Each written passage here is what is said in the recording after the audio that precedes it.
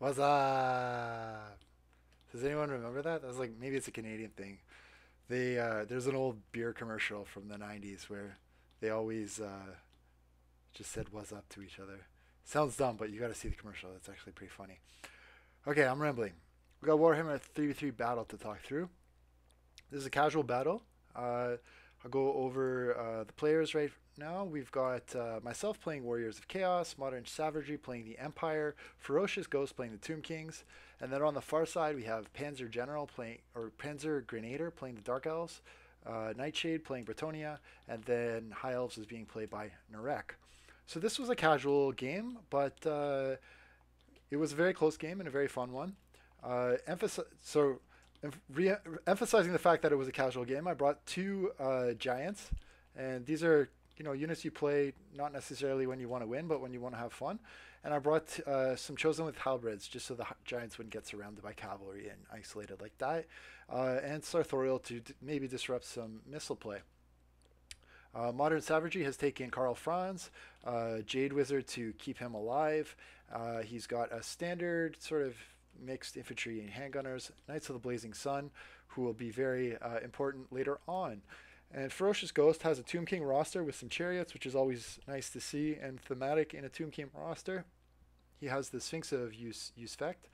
Usfect? I don't know if I'm saying that right. But anyways, the big Sphinx.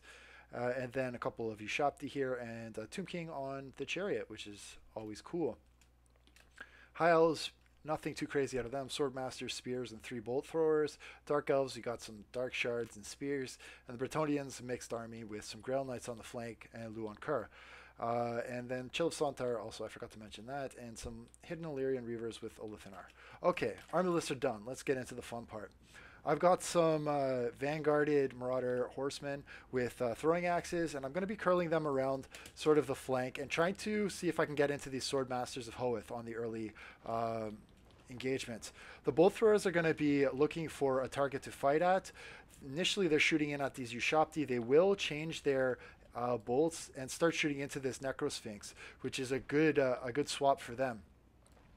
These Ushapti are a little bit ahead of their reinforcing troops, so I think they probably should have stuck a little bit closer to these halberds. I know their movement speed is much, much higher, so it's easy to let them slip ahead, but they are going to get sort of isolated into some spears here on the initial push in. Meanwhile, the Illyrian Reavers are going to try and curl around the back line, and they will be looking to get into the Hammer the Witches and some of this other artillery later on, as they've noticed that the Knights of the Blazing Sun have started to creep up the side. Now, I want to showcase one thing here. Marathi has come in, and she's tried to chase off these skirmish cav, keeping them away from the Swordmasters, some of these backline units. But the trouble is that she's going to take a ton of damage for doing that. Remember that these are no damage in terms of their missile play. They do 30 damage with armor pen, and I do have 3 units here. So Marathi takes a lot of damage, and she has to pop a Soul Blight.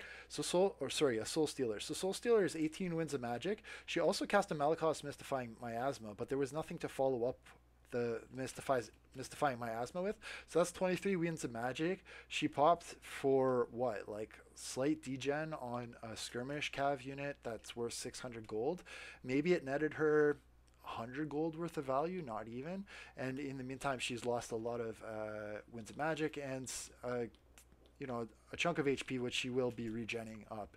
But this is why I think it's really important to have access to some light cavalry or even just some dread spears to screen off these guys. But you don't want to be chasing after skirmish cav with single entity models. So that little ramble is done. Tomb King, he's been pretty ballsy on his chariot. He's gone straight into some infantry here, but he's not taking too much damage, and he's going to pull right out. A little bit of a tough engagement here. So for these Ushapti are into 1, 2, 3 units of spears, but it looks like our opponents are not taking the time to sort of spread out and come around the Ushapti perhaps as they should. So there is a little bit of balling up going on here, which could bait out some magic from either army. But some very nice micro over here from these Illyrian Reavers. They're just trying to sort of test the waters and get around the silver bullets. Modern Savagery is paying attention, so he's going to punish them a little bit there for being in the wrong neighborhood, but they're going to be patient. They're going to keep coming around it, and eventually they could be a problem. Now, this is a really key engagement here. So what you've seen is that Basically, when Marathi pulled back, I took an opportunity to charge my Marauder Horsemasters into these Dark Shards. And it wasn't so much to do a ton of damage on them, but to disrupt them from shooting and give some time for my Giants to advance without being shot up. And what you'll notice is that's baited out a lot of response from our opponent. So the Grail Knights have come over. There's the 2 units of Grail Knights plus Luan Kur plus Marathi. And Modern Savagery is reacting to this by sending these Knights of the Blazing Sun around the flank. He does have the 1 unit here, which is charged to try and break off the Necrosphinx, who's been taking shots from the Bolt Thrower. And he will be pulling them out of combat shortly, but we recognized that we were dealing with a lot of potential damage coming from our enemies here, and we had to respond to this. So Luan Kur has popped Stand Your Ground, but he popped it early, I think, against just some skirmish calves, so it's not going to be available to him when he's fighting more valuable units like these Knights of the Blazing Sun. Karl Franz is coming over here, and he's going to try and tag Marathi. So what you're going to see is a really interesting game of cat and mouse start to develop between Karl Franz and Marathi in the air, while the cavalry duke it out on the ground.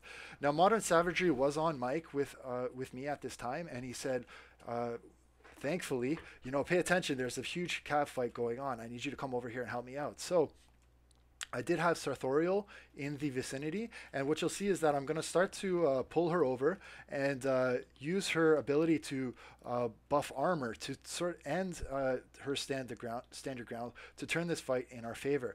Now, 1 unit of Grail Knights has chased off a unit of Marauder Horsemen, but that means it was not available to assist this other unit of Grail Knights. So Modern Savagery, he's done a great job of going around to get into a rear charge as these Marauder Horsemasters are pulling back, and as soon as I see them being able to engage, I'm going to come back in. And normally you'd never want to fight Grail Knights with Marauder Horsemasters, but in a 4v1 with the support of my Lord, that turns into a good engagement for me.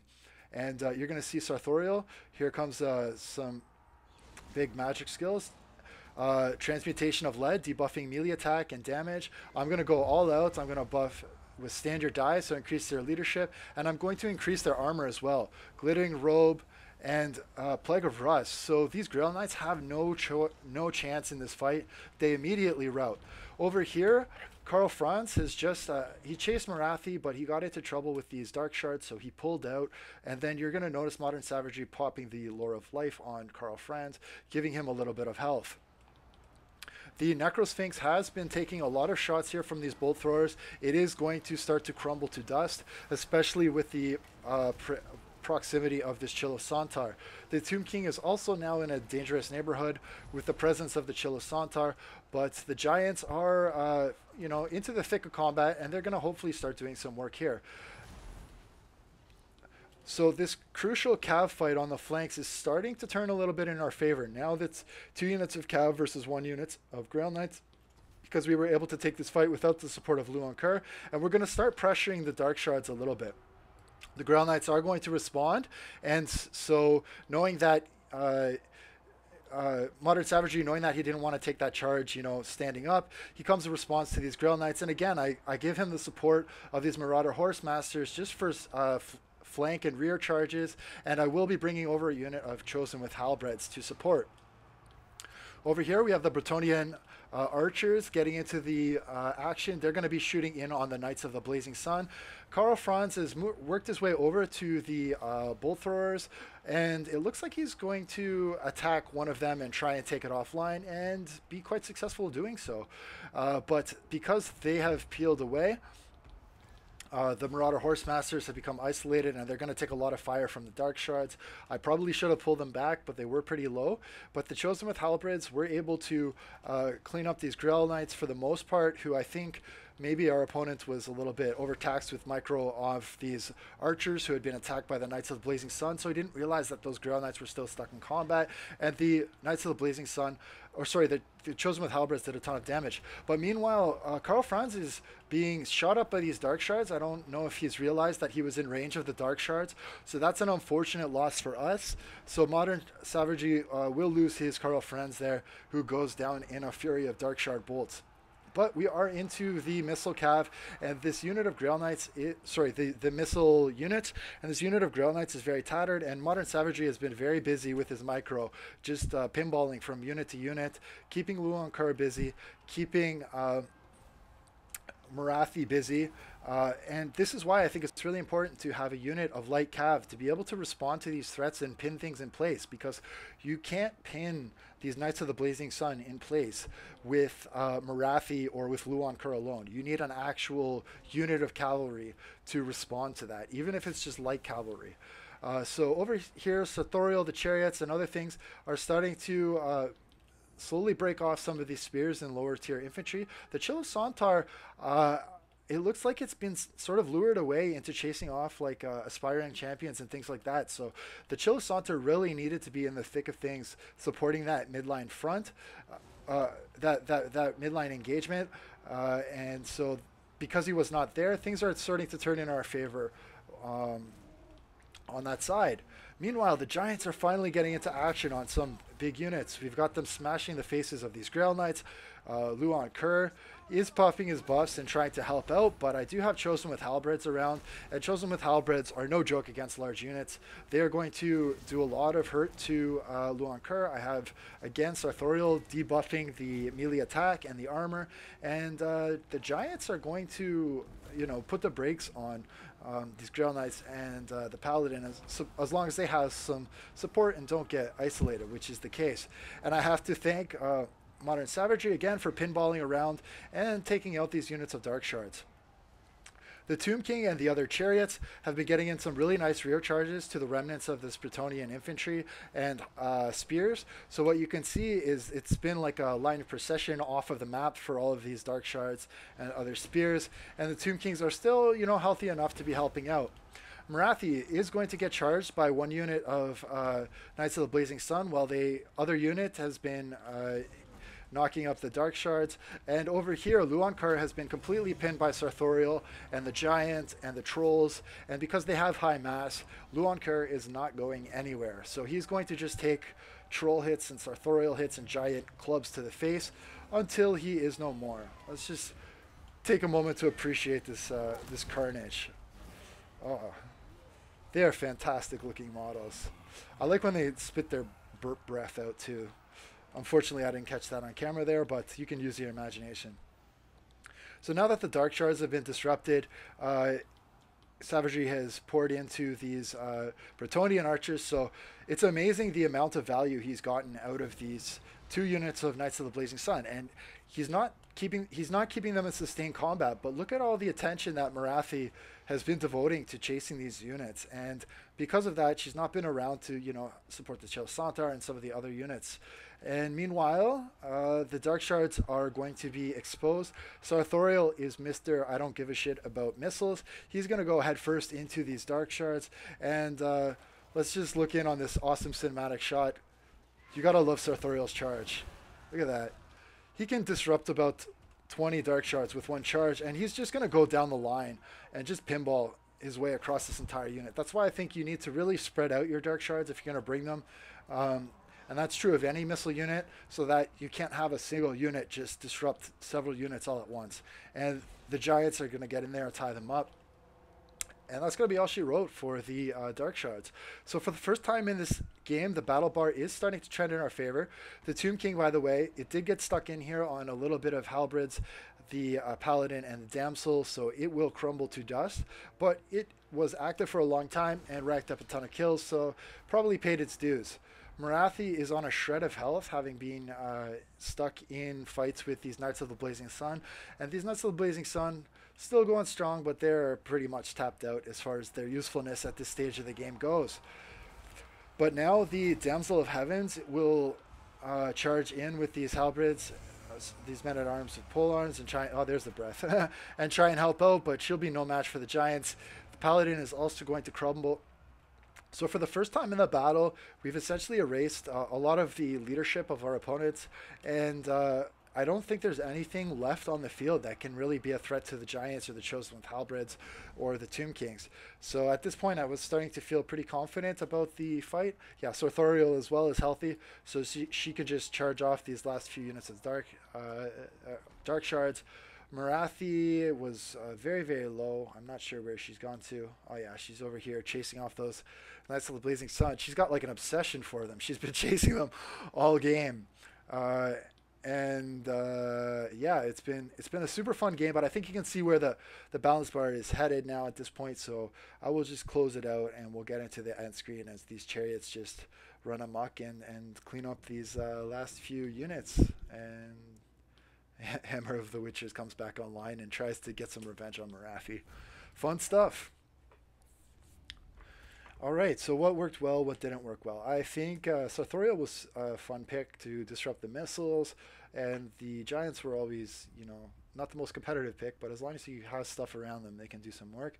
And yeah, they were able to get into the front line mostly untouched because the bolt throwers were shooting at the Necro Sphinx instead of the Giants. So a bit of luck for me, and not so much luck for Ferocious Ghost.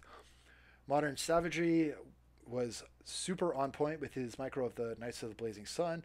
Unfortunately for him, Carlos Franz got caught up a little bit in the Dark Shard fire after playing a very intense game of cat and mouse with Marathi. Um, but the Hammer of the Witches, even though it did get routed, it came back, and the handgunners contributed in a meaningful way. They were online for most of the fight, so good stuff there.